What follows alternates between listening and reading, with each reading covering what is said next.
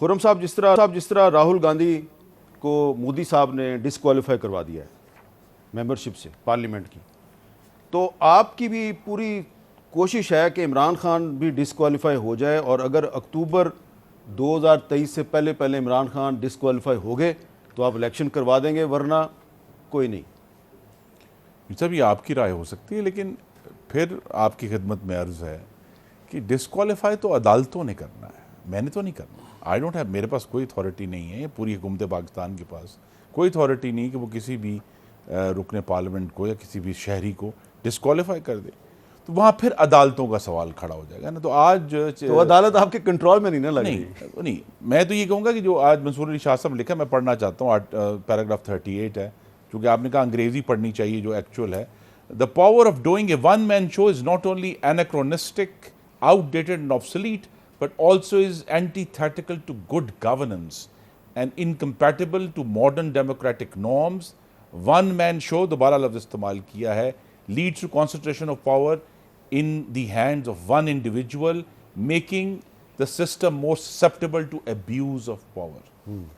अब वो यही कह रहे हैं ना जी कि अगर वन मैन शो होगा, ये ना सिर्फ मतरूक हो चुका है, ये गुड अच्छी हाकमियत के लिए भी के खिलाफ है ये बात। ठीक है। और उन्होंने कहा कि ये जो है, जितनी आप ताकत एक हाथ में देंगे उतनी ज़्यादा उसका जो गलत इस्तेमाल है, अब्यूज़ है, वो होगा।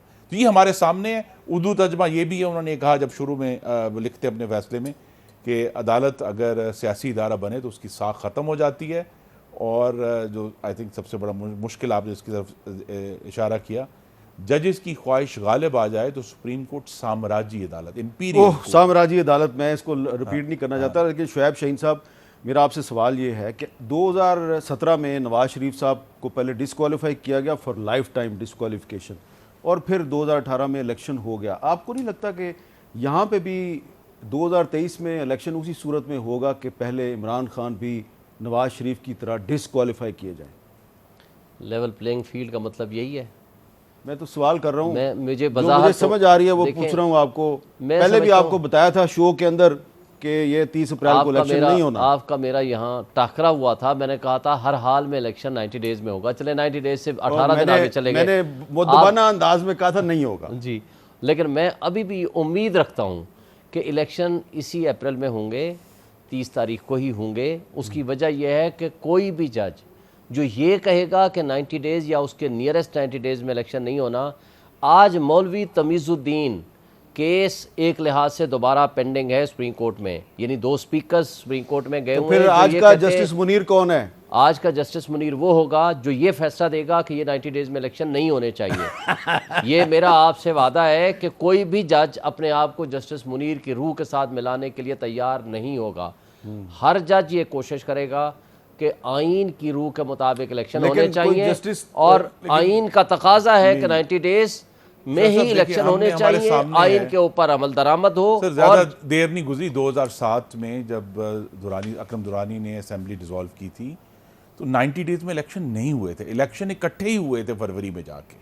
तो वहाँ भी 5.5 महीने खैबर पख्तूनख्वा में निगरान हुकूमत रही थी। तो ये कोई ये नहीं है कि पहले कभी हम सिर्फ ये यकीन दहानी चाहते हैं कि आप अक्टूबर से आगे तो नहीं जाएंगे। जी नहीं, अक्टूबर में इंशाल्लाह जब कौमी असेंबली 12 अगस्त को अपनी अभी आप दिखा रहे थे इनका फरवरी का स्टेटमेंट के जी 90 डेज में इलेक्शन होगा। मैंने उस वक्त भी कहा था कि उस वक्त तक गवर्नमेंट ऑफ पाकिस्तान की तरफ से कोई ऐसी कम्युनिकेशन नहीं थी। वो बाद में सलाउद्दीन साहब के बाद वज़ारत दिफा ने वो खतूत लिखे हैं, जिनको बाद में कैबिनेट ने। सलाउद्दीन साहब एक कॉन्स्टिट्यूशनल एक्सपर्ट हैं, पाकिस्तान में नहीं है, लंदन में बैठे हैं।